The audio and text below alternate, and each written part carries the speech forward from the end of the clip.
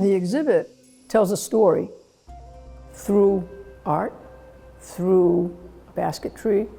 The title of the exhibit is after my book, In the Shadow of the Eagle, that I wrote when I was a tribal representative for the Penobscot Nation in the Maine State Legislature.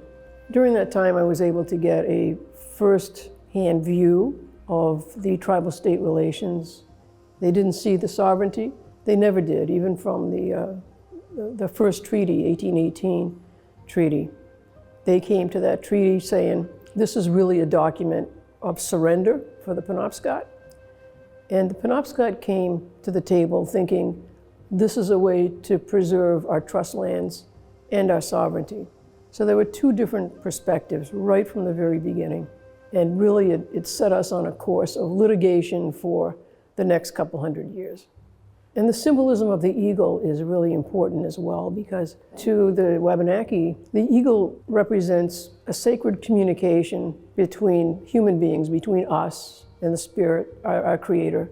They see us through the eyes of the eagle. And the eagle appears at certain times when we really are looking for spiritual guidance. So the eagle is really important in our lives.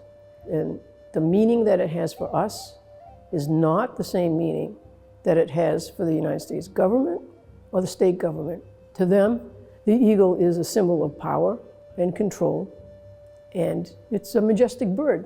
It's a bird of prey.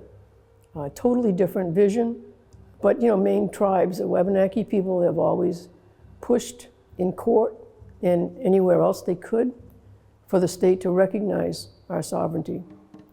I think that Abbe has a really important role of helping to amplify Wabanaki voices. So thinking about the arts and cultures of these communities, both in the past and present.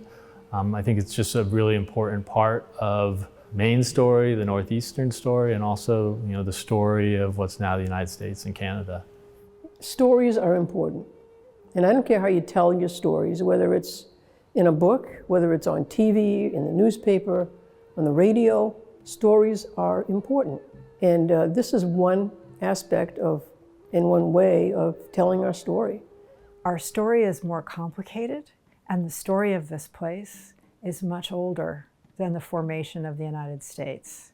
And that how Wabanaki people see the United States is not always negative, not always positive, but is a subtle story, a powerful story about their own persistence, resilience, and that they're still here and they will still be here.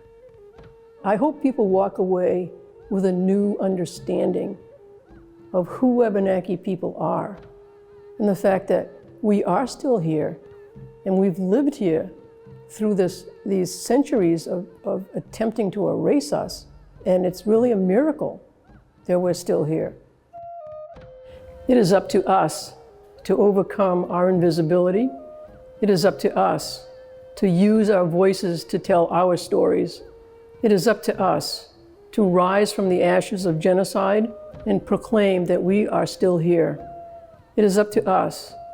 So we will tell our own story with our own voice so you can hear us, so we can shine a light on those dark deeds that were done to us. It is up to us to tell our own story, not to change history, but to be seen and heard. It is up to us to set our goals, to enlighten others. It is up to us to tell our historic truth. If this results in change of any kind, it will be more than we have hoped for. It is up to us. The poem says it all. It's time for us to tell our stories.